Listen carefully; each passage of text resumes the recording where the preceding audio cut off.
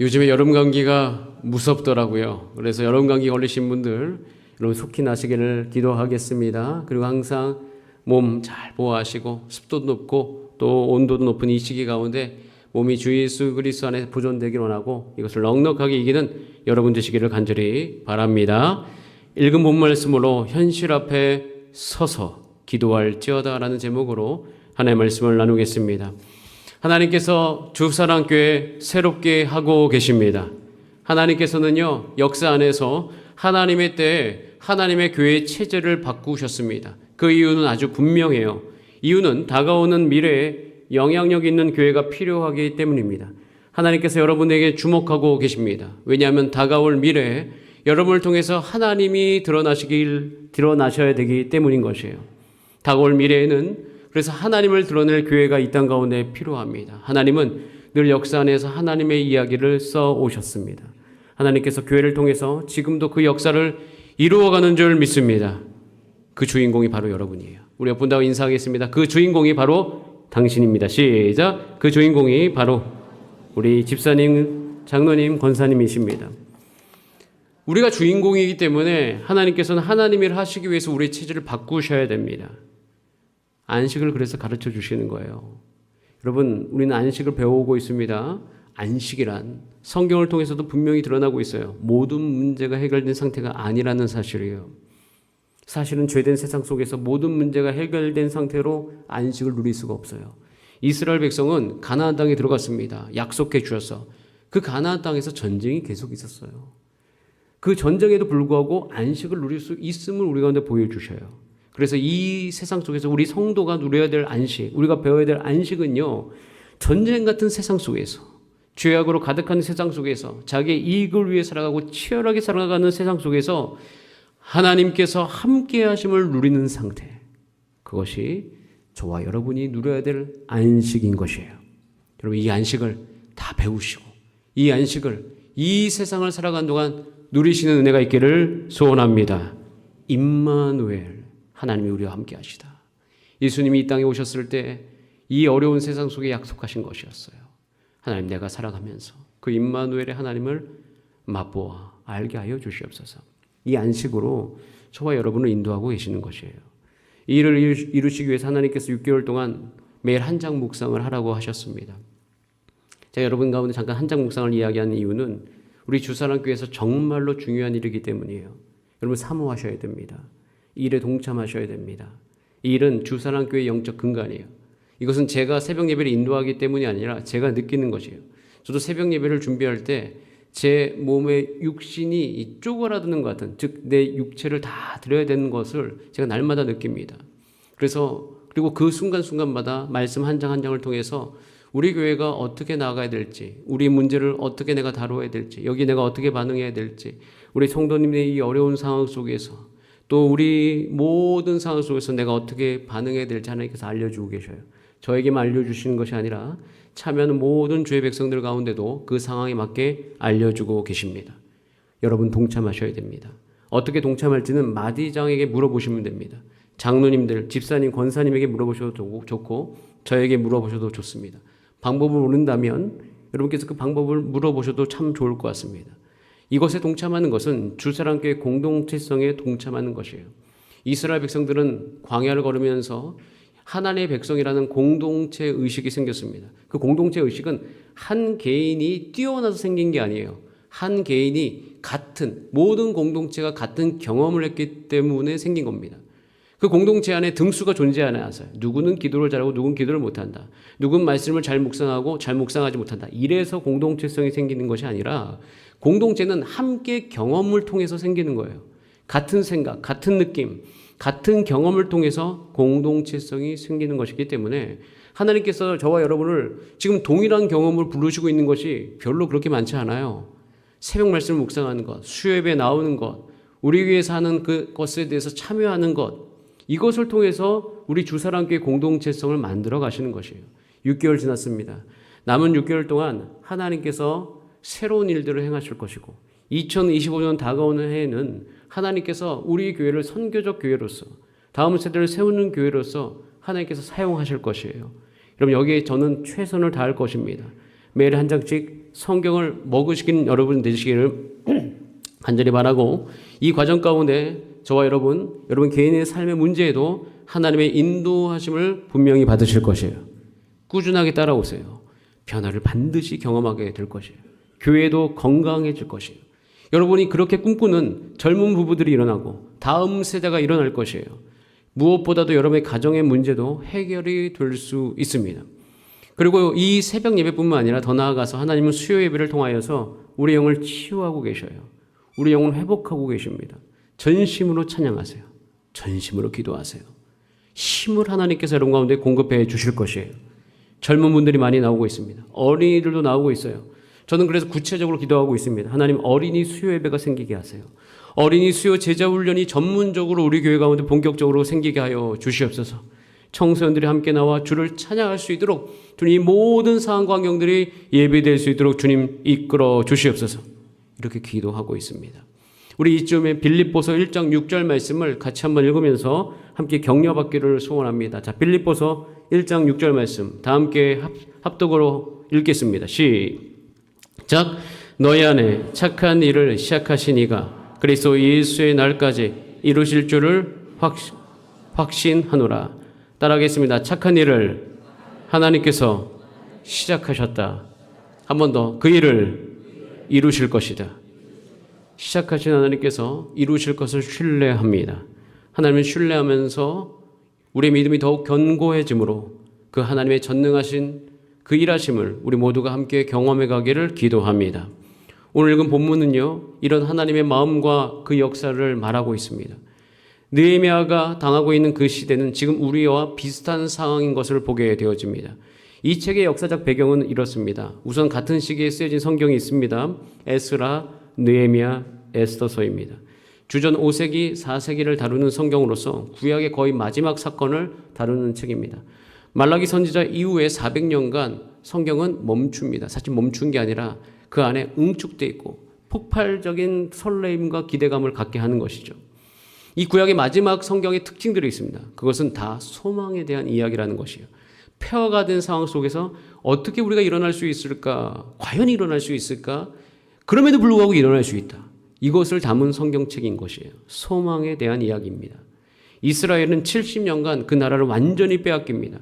그 빼앗긴 그 상황 속에서 하나님의 나라가 다시 일어나야 됐는데 실질적으로도 망했어요. 그 다시 하나님의 나라를 세우는 이야기가 그 안에 기록이 되어 있는데, 그때 그 나라를 회복하는 일에 동참한 사람들의 모습을 이 성경을 통해서 우리 가운데 보여주고 있습니다.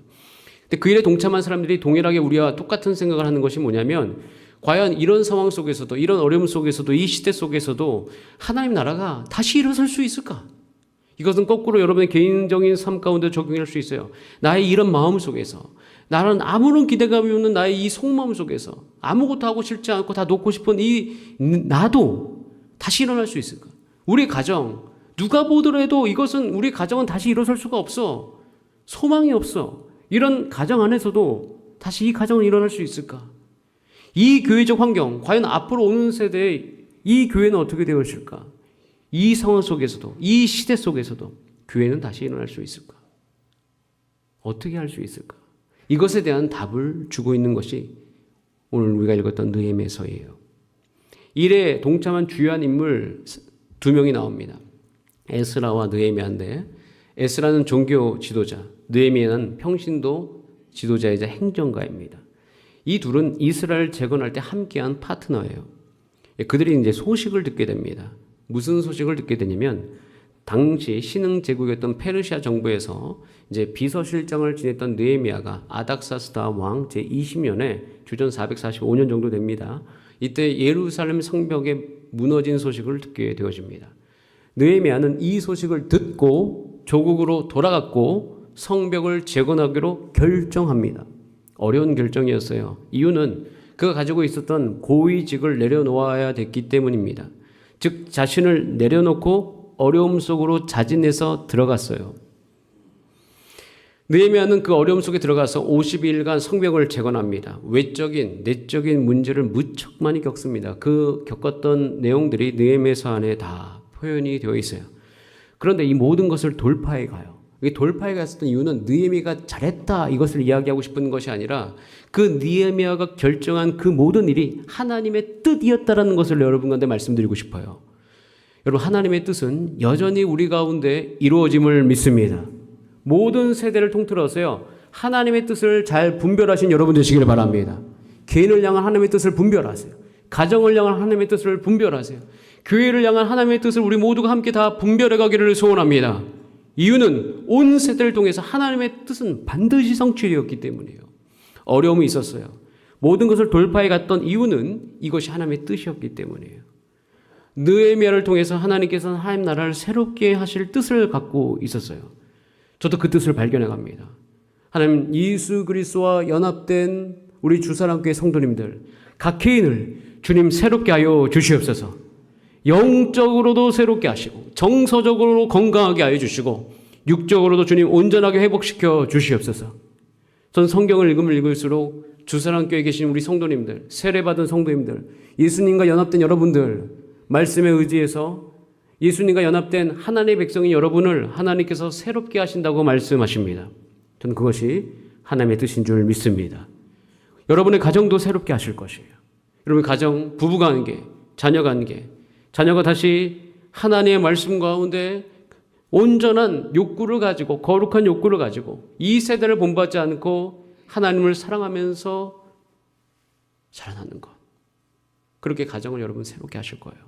우리 교회도 하나님께서 새롭게 하실 것입니다. 말씀을 듣고 반응한 여러분을 통하여서 반드시 새로워질 거예요. 하나님의 뜻이기 때문입니다. 그리고 이 뜻을 이루는 것은 단순히 교회를 위한 뿐만 아니라 여러분의 개인의 삶과도 아주 연결이 되어 있어요. 너희는 먼저 그의 나라와 의를 구하라. 그리하면 이 모든 것을 너에게 더하시겠다. 말씀하신 예수님의 말씀은 진리입니다. 함께 모여서 우리가 나만을 위해 살아가기로 결정하는 것이 아니라 하나님 나라를 위해서 살아가기로 결정할 때 하나님께서 여러분에게 주목하시고 여러분의 일을 돌보시기 시작할 거예요. 우리 모두 이 일을 함께 시작하는 은혜가 있기를 소원합니다.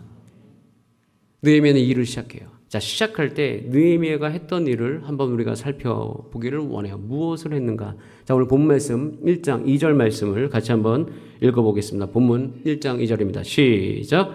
내 형제들,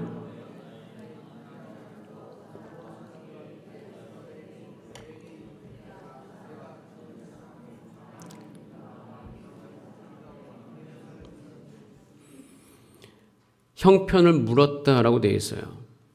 느헤미야가 한 일은 현실 앞에서 있었다는 것이에요. 현실 앞으로 느헤미야는 나아갑니다. 하나님의 일을 시작할 때 현실 앞에 서게 하셔요. 그런데 우리는 그 현실 앞에 서는 것을 싫어합니다. 저도 싫었어요. 하나님이 저를 20대에 새롭게 하실 때에 저의 진짜 모습 앞에 서는 게 전 너무 싫었습니다. 알고 봤더니 제 모습을 제가 싫어하고 있었어요. 그래서 제가 어떠한 사람인 것에 대해서 그 현실 앞에 서는 것이 싫었습니다.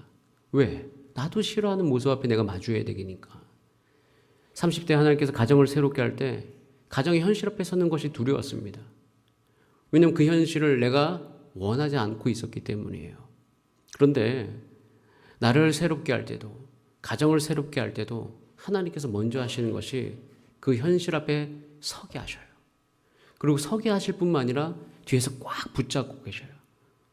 그리고 하나님께서 도와주셔요. 하나님께서 도와주셔서 그 현실 앞에 있을 수 있는 것이에요. 여러분, 교회도 마찬가지입니다. 하나님께서 우리 교회를 새롭게 하실 때 교회 현실 앞에 서게 하십니다.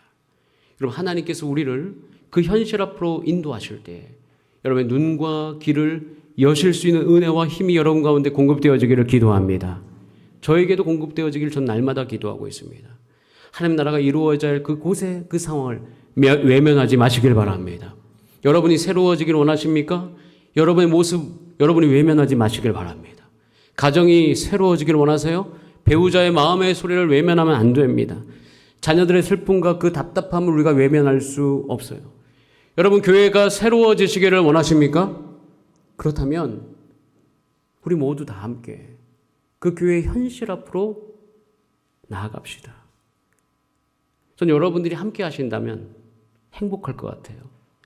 하나님 나라의 재건을 위해서는요, 현실 앞에 당당하게 서야 돼요. 하나님의 나라는 거기에서부터 시작되는 것이에요. 저는요, 그렇게 당당하게 설 수 있는 힘을 여러분한테 말씀드리고 싶어요. 하나님께서는 이 땅의 주사랑교회 가운데 교회다움을 회복시키실 것입니다. 하나님의 나라가 우리 가운데 시작됐음을 믿습니다. 우리 옆분하고 인사할까요? 하나님의 나라가 시작되었습니다. 시작. 하나님의 나라가 시작이 되었어요.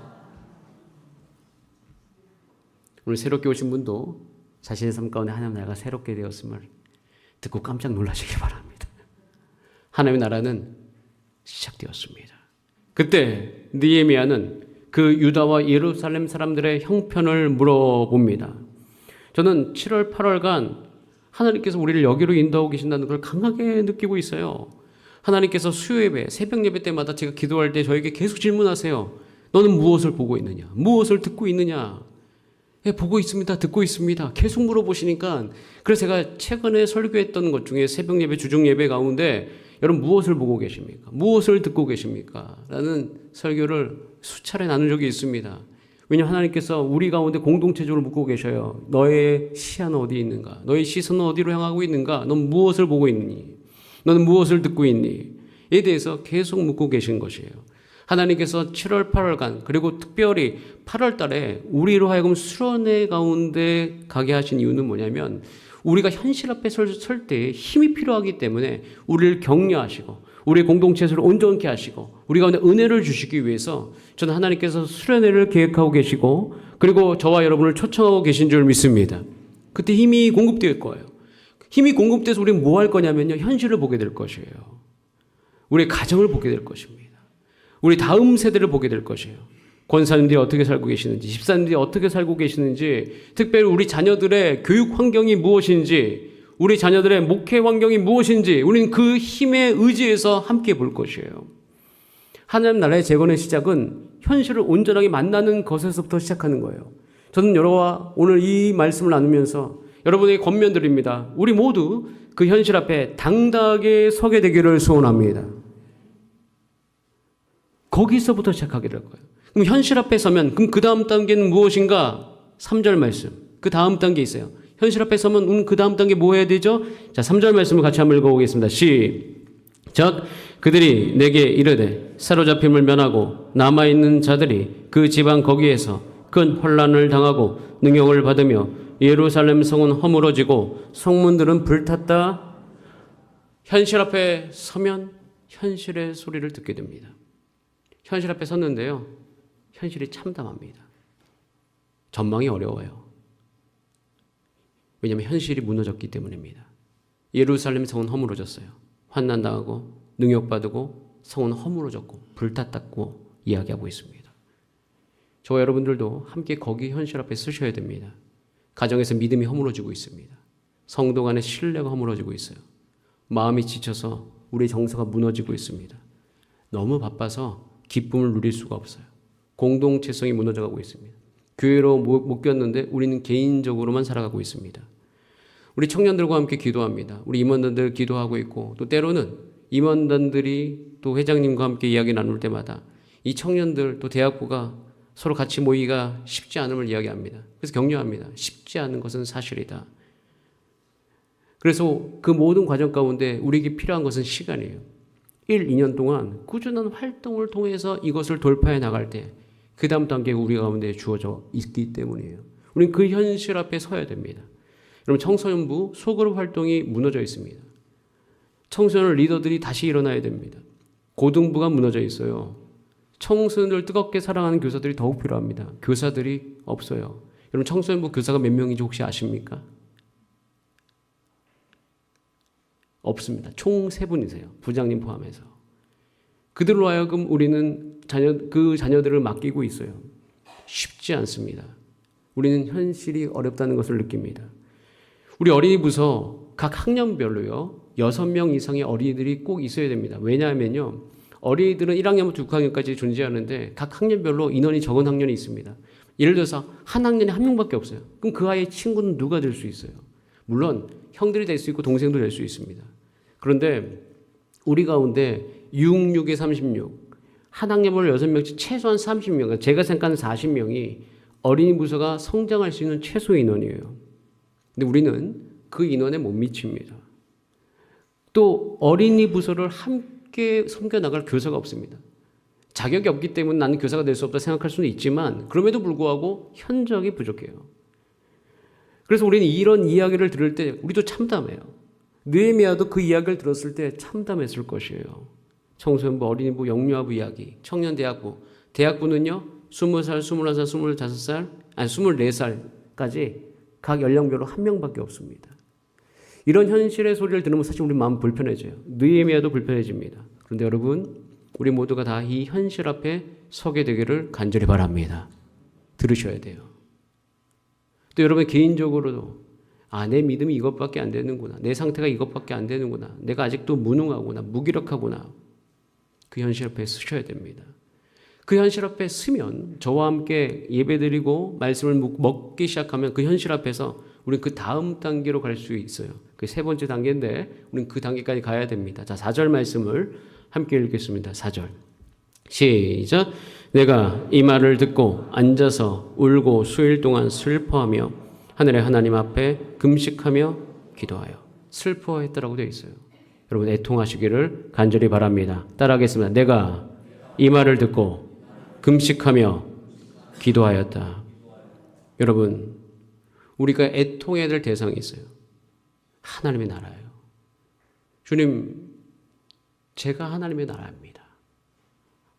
신약 성경에서 저와 여러분을 하나님의 거룩한 성전이라고 이야기합니다. 너희 육체가 성령이 거하시는 성전인 줄 알지 못하느냐라고 우리 가운데 묻고 있어요. 내가 성전이에요. 그런데 내 안에 하나님을 경외하는 마음이 없고 예수님을 사랑하는 마음이 없어요. 그럼 그 상황을 내가 듣고 보고 우리 무엇 해야 됩니까? 금식하며 기도하셔야 돼요. 여러분 우리 다음 세대 이야기를 듣습니다. 특별히 가정에 제가 이야기를 듣습니다. 저는 요즘에 가정 이야기를 듣고 마음이 먹먹하는 경우가 많이 있어요. 그러면 하나님 앞에 기도하며 주여 이 애통함이 나의 정서가 되게 하시고 금식하여 기도하는 삶이 될 수 있도록 주님 인도하여 주시옵소서. 그렇게 기도하고 있어요. 여러분 우리는요 하나님 나라에 대한 소식이 우리 가운데 전환되어지기를 원하는데 그것은 기도하는 삶으로 전환되기를 간절히 바랍니다. 기도 없이 어떤 사역도 성공할 수가 없어요. 예수님의 제자들이 예수님께 물어봤던 것 중에 가장 중요한 것은 기도하는 법을 가르쳐달라는 것이었어요. 어떻게 사역해야 되는지에 대한 그것보다 제일 중요한 건 기도법을 물어봤다는 거예요. 왜냐하면 기도 없이는 사역이 불가능하기 때문이에요. 사역이라고 하는 것은 사람을 살리는 걸 얘기합니다. 여러분 우리가 각 마디에서 영혼을 살리고 다음 세대를 살린 거는요 사람에 대한 사역이에요. 저와 여러분 우리 주사랑교회에 사람을 살리는 사역이 일어나게 되기를 바랍니다. 기도 없이는 불가능해요. 기도하셔야 됩니다. 기도 안 하면 사역이 일어나지 않습니다. 교회는 유지될 수 있어요. 건물적으로 어떻게 보면 재정적으로 이 건물은 유지될 수 있죠. 하지만 사역은 일어나지 않을 거예요. 우리 모두는 이 이야기를 듣고 하나님 나라가 온전히 시작되기 위해서 여러분의 모든 시간들 중에 그것을 따로 떼서 남는 시간에 기도하는 것이 아니라 결단하고 기도하셔야 될 때라는 것입니다. 기도 없이는 어떤 사역도 성공할 수 없어요. 그리고 제가 요즘에 기도하는 것은 하나님 우리 교회에서 더 이상 시험 들었다는 말이 멈추기를 원합니다. 왜냐하면 예수님께서 저에게 약속 주셨기 때문에요. 시험에 들지 않게 깨어 기도하라고 말씀하셨기 때문에요. 여러분 우리가 시험 들었다는 것은 내 삶이 기도에 쏟지 않고 있다는 것이에요. 여러분 하나님의 일을 하면요 시험 듭니다. 제가 정규 연수를 준비해서 정말 기도, 특별히 금식 기도를 하자고 한 이유는 뭐냐면 시험 들 것이기 때문이에요. 일은요 일일 때가 많아요. 일을 하다 보면 내가 잘하는 것도 드러나고 못하는 것도 드러납니다. 여러분들은 어떨지 모르겠는데 저는 설교 끝난 다음에 제가 스스로 시험 든 적이 많아요. 왜? 내가 원하는 대로 설교가 잘 안 되고 뭔가 잘못 이야기한 것 때문에. 저만 그런가요? 여러분 기도하시는 대표 기도자분들 속마음을 들여다봐도 기도 끝나고 시험 드시는 분이 있어요. 자기의 기도 때문에. 남의 기도 때문에도 시험 들 때가 있어요. 그렇게 영적인 사역할 때도 시험 드는 분 정말 많고 그럼 일을 하려고 하면 공동체가 같이 일해야 되는데 그 일을 할 때 의견이 같습니까? 다 다르죠. 시험 들어요. 시험 들 수 있는 환경이 우리 가운데 아주 많습니다. 그렇기 때문에 시험 드는 것은 어떻게 보면 우리가 사람이 여러분 가정 안에서도 4명 모여 있는데 시험 드는데 이렇게 많은 분들이 모여 있는데 시험들 요소가 뭐 한두 가지겠습니까? 그래서 예수님께서 말씀하신 거예요. 시험 들지 않게 깨어 기도하라. 여러분, 우리가 우리의 삶을 기도로 드리지 않기 때문에 우리 가운데 어려움이 있는 것이에요. 여러분, 하나님 나라를 재건하기를 간절히 소원합니다. 우리 함께 기도합시다. 기도해야 될 때요. 하나님께서는 다음 세대를 일으켜 주실 줄 믿습니다. 어린이 무소 안에 구체적으로 기도하세요. 각 학년별로 6명씩 있게 기도하세요. 지금 1차적으로. 어린이 부서가 40명이 출석하게 하소서. 청소년 부서가 40명이 출석하게 하여 주시옵소서. 중요한 기도예요. 이 기도를 할 때 그냥 그게 우리 교회 인원이 많아지게 되는 기도가 아니라 거기에 지금 소속되어 있는 한 명 한 명의 학생들이 훈련받을 수 있고 그들이 주 예수 그리스도 안에 성장할 수 있는 그런 모든 배경들이 만들어지는 것이에요. 이 기도가 저와 여러분 가운데 일어나게 되기를 간절히 소원하며 기도에 우리의 삶을 들이시는 저와 여러분 되시기를 소원합니다. 이렇게 기도하면요, 우리 가운데 은혜가 생기기 시작해요. 따라하겠습니다. 믿음이 스며든다. 우리 가운데 기도할 때 믿음이 스며들기 시작해요. 내가 알기 모르는 상황 속에서 이런 고백이 흘러나오게 됐는데요. 그것이 오늘 본문 말씀 5절의 고백이에요. 자, 우리 느헤미야 1장 5절 말씀을 함께 읽어봅니다. 시작. 이르되 하늘의 하나님 여호와 크고 두려우신 하나님이여 주를 사랑하고 주의 계명을 지키는 자에게 언약을 지키시며 긍휼을 베푸시는 주여 간구하나이다. 어려운 상황 속에서 이 현실을 듣고 참담하죠. 근데 참담한 속에서 기도하는데 느헤미야가 고백하기 시작합니다. 하나님은 크신 하나님이십니다. 자기 민족이 직면한 문제보다 하나님의 약속이 크십니다. 그럼 우리 기도하기 시작할 때 주사랑교를 향하신 그 하나님의 보호하심이 크심을 우리 모두가 고백하게 될 줄 믿습니다. 하나님의 크신 하나님, 그 하나님의 역사가 우리 가운데 있게 될 줄 믿습니다. 이것이 스며들기 시작하는 거예요. 그리고 두 번째로 하나님의 약속을 지키시는 분이시다는 것을 알게 되는 거예요. 이 약속은 너희와 너희 자녀와 모든 먼 데 사람 곧 우리 주 하나님이 얼마든지 부르시는 자들에게 하신 것이다 라는 이 말씀이 우리 가운데 임하여서 성경에 있는 약속이 나의 가정과 우리 자녀들에게 주는 약속인 줄 믿게 되어질 것이에요. 이것이 믿어지면요, 우리는 한 가지 하나님을 향해서 고백하는 것이 있어요. 자, 우리 하나님의 전능하신가 나의 무기력함이 충돌이 일어나잖아요. 그럼 그때 우리 가운데 이런 고백이 있을 수 있어요. 따라하겠습니다. 긍휼을 베푸소서. 긍휼을 베푸소서. 하나님이 우리 가운데 자비를 베푸시는 거예요. 긍휼을 베푸는 거예요. 그래서 느헤미야는 이 현실 앞에서 기도하기 시작하면서 믿음이 스며들면서 하나님의 그 끝이 없는 풍성함을 간구합니다. 주님 긍휼히 여겨주세요. 나를. 우리 가정을 긍휼히 여겨주세요. 우리 자녀를 긍휼히 여겨주세요. 우리 교회의 이 상황을 긍휼히 여겨주세요. 불쌍히 여겨주세요. 여러분에게 한번 개인적으로 질문해 봅니다. 여러분 누구를 도와주십니까? 주변에 1등한 사람 도와주십니까? 아니면 여러분의 심정에 불쌍하게 여기는 사람을 도와주십니까? 여러분, 우리가 도와줄 때 대부분 보면 여러분의 마음속에 불쌍히 여기는 사람을 도와줍니다. 우리의 돈은 어디로 향하게 되어 있냐? 불쌍히 여기는 사람에게 향하게 되어 있어요. 저는 하나님이 우리를 긍휼히 여기시는 것은 매우 중요한 기도라고 생각해요. 하나님이 우리를 긍휼히 여기시면 하나님의 능력이 우리의 삶 가운데로 향하게 있는 것이에요. 여러분, 이 하나님 앞에 주님 나의 삶을 긍휼히 여겨 주시옵소서 기도하는 은혜가 있기를 소원합니다. 그렇게 되면 이제는 우리는 움직일 수 있어요. 더디긴 하나, 때로는 그 한 발짝을 더딛는 것이 고통스럽긴 하나 이제 움직일 수 있게 됩니다. 자, 움직이면서 그 어려운 상황 속에서 우리는 이 고백을 하게 됐는데, 오늘 본문은 아니는데 느헤미야 2장 20절 말씀이에요. 같이 한번 제가 이제 드렸는데요. 있나요? 2장 20절. 자, 같이 한번 읽어봅니다. 시작.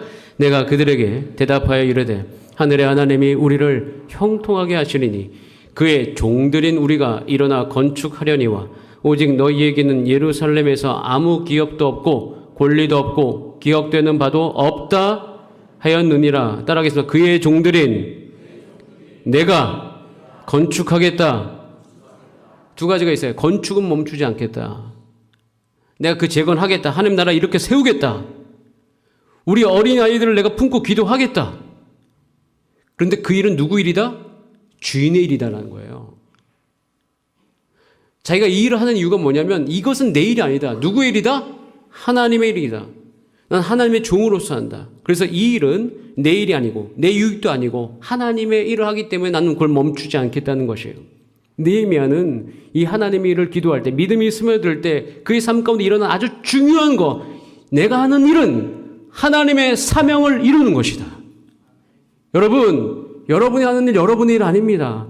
하나님이 여러분에게 맡기셔서 하는 일인 것이에요. 그럼 그 일을 누가 도와주십니까? 하나님이 도와주십니다. 우리가 믿음 가운데 일어나는 것 하나님의 일이에요. 여러분 가정 안에서 여러분의 자녀들이 잘 되는 것 하나님께서 여러분을 사랑하셔서 여러분 가정을 하나님의 가정 되게 해주셨고 그것이 하나님의 일인 것이에요. 저는 이미 제 아내, 제 자녀가 제 것이 아닌 것을 하나님께 인정했어요. 제 것이 아닙니다. 하나님의 것이에요. 그래서 저는요 최선을 다해서 그 사명을 감당해요. 이게 좋아요. 왜냐하면 이게 너무 좋은 이유는 하나님께서 책임지시기 때문이에요. 교회 사역도 마찬가지예요. 하나님의 사명을 내가 멈추지 않겠다. 장애물이 있어도 주인인 하나님이 시키신 것이니까 주인인 하나님께서 내가 가장 어려울 때 도와주시지 않을까. 이 기대가 날마다 있는 거예요. 여러분 교회를 위해서 기도하고 교회를 위해 살아가는 거 여러분 쉬운 거 아닙니다. 가정을 위해 살아가는 거 쉬운 거 아닙니다. 한 가정이 자녀와 함께 행복하게 살아가는 거 여러분 엄청난 복을 누리고 계신 것이에요. 그거 쉬운 거 아닙니다. 이 모든 것 하나님이 도와주셔야 가능한 것이에요. 여러분 이 하나님의 도우심을 저와 여러분 모두가 다 느끼게 되기를 간절히 소원합니다. 반드시 그렇게 인도해 주실 거예요. 그래서 오늘 결단해야 될 것, 우리는 다시 시작점으로 들어가서 한번 따라가요. 현실 앞에 서서 기도할지어다. 우리는 현실 앞에 서서 기도할 것이에요. 그리고 이 기도에 현실 앞에 서는 힘을 얻기 위해서 하나님은 우리를 수련회로 인도하고 계셔요. 하나님께서 그 은혜를 부어주실 것, 어떤 은혜가 어떻게 부어질지 저는 기대하고 있습니다. 기도하고 있습니다. 하나님께 참여한 모든 분들과 힘을 주게 될 줄 믿습니다. 수련회 가시는 분들, 안 가시는 분들 모두 은혜 달라고 기도하고 있습니다. 그럼 수련회 안 가시는 분들도 은혜 받을 수 있는 한 가지 중요한 팁을 드릴 거예요. 그래서 여러분 기도하시면 됩니다. 못 가시는 이유가 분명하다면, 어렵다면 여러분 기도는 동참해 주시길 바랍니다. 기도하면서 이 과정 가운데 수련회는 어떤 행사 이상으로 영적인 메시지를 담고 있어요. 이렇게 큰 행사를 함부로 하나님께서 시키시지 않으셔요. 이유가 있으신 거예요. 저는 그 이유를 발견해 가기를 간절히 소원하고 있고 하나님께 기도하고 있어요. 그 이유가 점점 명백해지고 있습니다. 저는 그래서 또한 제 기도가 확정됩니다. 수련회 가는 분들, 못 가시는 분들 다 은혜 받게 하여 주시옵소서. 그래서 못 가시는 분이 할지라도 수련회 잘됨을 위해서 꼭 기도해 주시길 바랍니다. 하루라도 참석할 수 있으면 하루라도 오시기를 바랍니다. 여러분 대가 지불하면서 하루라도 참석하시는 거 하나님께서 굉장히 귀하게 보시고 그걸 통로 삼아서 하나님께서 우리 가운데 분명히 은혜를 주실 줄 믿습니다. 하나님의 마음은 우리를 회복시키시고 복 주시길 원하시는 그 마음 때문인 것이에요. 느헤미야는 그 길을 따라갑니다. 그래서 우리가 한두 주 더 느헤미야서를 나눌 때 어떻게 하나님께서 세밀하게 역사하셔서 그 모든 장애물을 이끌어 가시는지 우리가 살피고 우리 모두에게 그 은혜가 있기 위해서 함께 기도하겠습니다. 여러분 그걸 기대하시고 한 걸음 한 걸음 나가신 여러분의 삶이 되시기를 소원합니다. 우리 같이 찬양하고 기도하시겠습니다. 하나님의 약속이라는 찬양인데요. 고르고 보니까 부르기가 상당히 좀 높아요. 높다기보다는 저에게.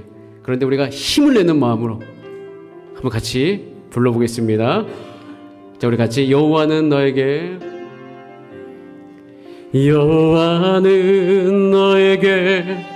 복을 주시기를 원하며 너를 지키시기를 원하시며 여호와는 그 얼굴을 너를 향하여 드사 은혜와 평강 주시기 원하노라. 한 번 더 여호와는 너에게 복을 주시기를 원하며 너를 지키시기를 원하시며 여호와는 그 얼굴을 너를 향하여 두사 은혜와 평강 주시기 원하노라. 너는 보배롭고 존귀하게 여기시는 하나님이 내 삶 속에서 이 약속을 신실하게 이루시리. 땅에 기름진 것으로 하늘에 신령한 것으로 너를 복주시고 지키실 하나님이 너의 영혼 잘 되도록 은혜 베푸시며 평강으로 인도하시리. 너를 보배롭고 존귀하게 여기시는 하나님이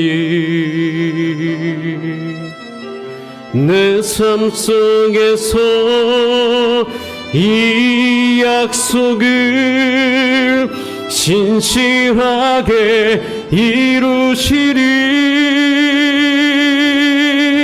땅에 기름진 것으로 하늘에 신령한 것으로 너를 복주시고 지키실 하나님이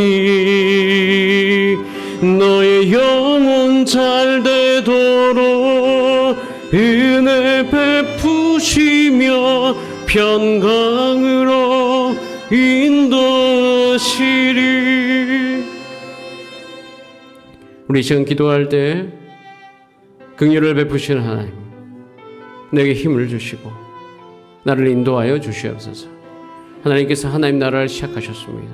그런데 여전히 현실 앞에 서는 것은 만만한 일이 아니오니 주리 모두가 손을 붙잡고 함께 서 있게 하소서. 우리 각 개인과 가정의 형편을 아시는 주님, 힘을 얻게 하여 주시옵소서. 현실 앞에 당당히 서서 기도할 수 있도록 우리 마음을 일으켜 주시옵소서. 이 은혜를 구하시면서 우리 다 함께 합심으로 주 앞에 기도하시겠습니다. 살아계신 하나님 아버지, 이 시간 기도합니다. 주님, 우리가 하나님 이 상황 속에서 하나님 거기에 서 있는 것이 쉽지 않습니다. 하나님, 이 시간 어려움 속에 계신 우리 성도님의 상황과 환경을 아시오니 주님께서 힘을 주시옵소서.